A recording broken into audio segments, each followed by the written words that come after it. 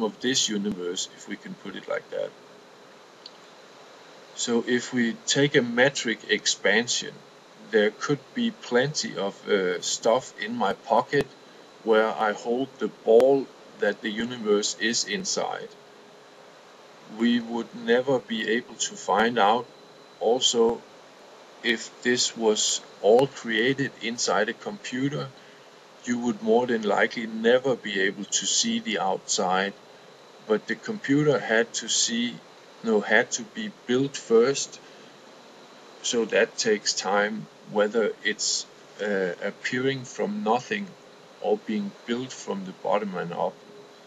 I guess that's sort of it for that, for part 1 of your videos, I think. In part 2, you're going to say some other stuff, and I have some comments on this too. Your claim is that God, or it is unchanging, is not valid if you think about it. First off, if not because it's changed opinion that there was no need for a universe, there was no need for a universe, but there is now, then it's changed from not making a universe to making one. So there is change, and because of this change, time is in play before the universe actually is created. It's just not the universe's time. Like my time was not before I was born. You see what I'm saying? At that point, it was someone else's time, but time was still there. It just didn't exist for me, so to speak. At least it didn't exist for me in this world. Anyway, there is another claim. You are saying that there are 4 claims that you have to agree with that are making God or some such thing. But see, one of them is supernatural, and I wrote something about it here. The fun thing about using a word like supernatural is that you need to define what natural is, and just saying that is everything that naturally occurs is real bad, because every single thing naturally occurs in its natural environment. So nothing can be supernatural in that sense. So it's not really a good argument or word to use in a sentence or whatever. I hope you understand that. Here's the next point. I don't get why people think God has to be immaterial. Just because it was present before the creation of our universe. But yeah, I agree, it's more than likely it's not made of the actual materials that is being used by the universe. But what does that mean? That there was no material before or beyond that? No.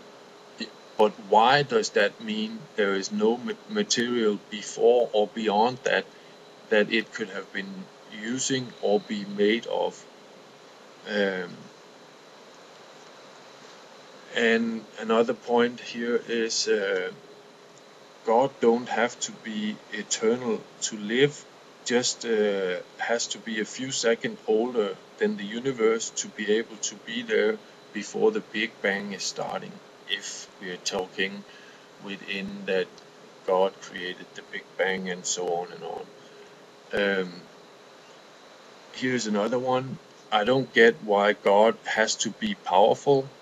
If I was to create a computer that I could live in virtually, and the computer basically did all I asked of it, and it gave me an environment I asked for, and it controlled the environment within the limits I'd set. All the power is the computer's.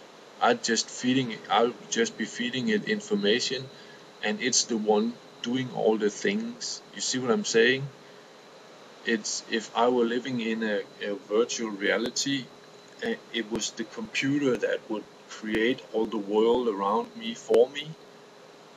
So even though I created the computer, all the power is in the computer. It's the computer doing it for me or to me.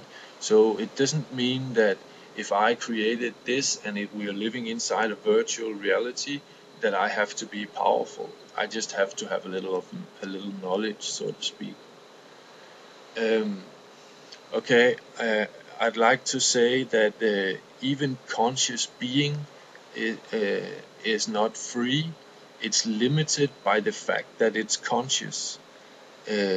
So it's not free to not be conscious, because it's already conscious. See what I'm getting at? There are many things like that we can't see because we're born blank sheets.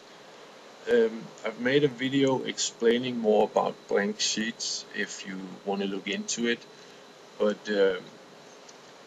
I can sort of say that we are born blank sheets and have to find out everything ourselves. So because we do this, we have to make mistakes, because if you have to do something without making mistake, you would have perfect knowledge about that, or perfect knowledge about how to avoid making mistakes. And this is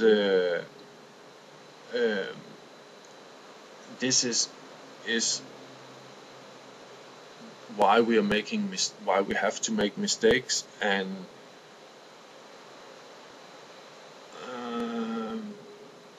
fuck, I forgot what I was trying to say. I was trying to explain why it's tied into this.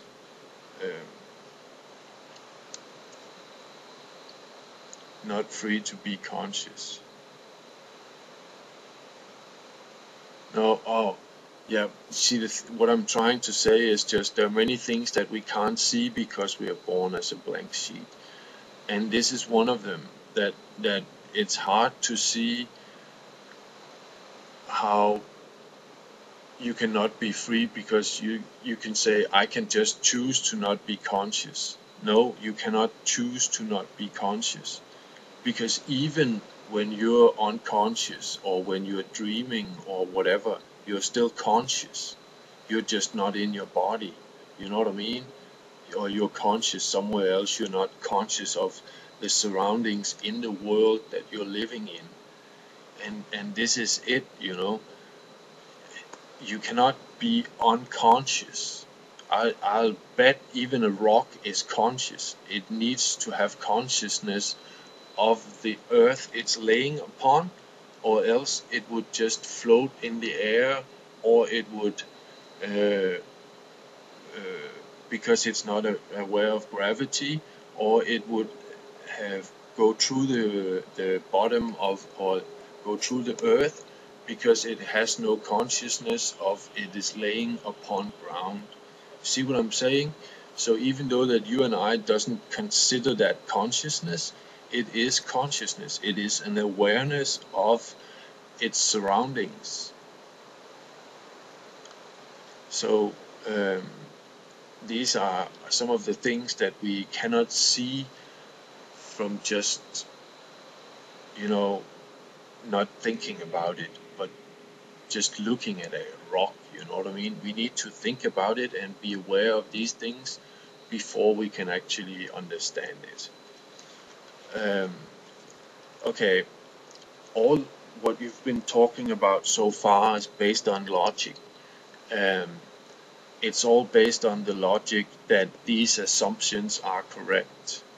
And this is all that logic is. Logic is a tool. It's not anything valid proof of anything that this logically makes sense, because I have an imagination in my mind. I can see people walk around with no head, for instance. That makes logically sense, but it doesn't make sense that this would happen out here, because out here in the real world we need blood from the heart to the head, to be able to actually live according to the understanding we have and the proof that we have of this, except for chickens for a very short time after you chop off their head.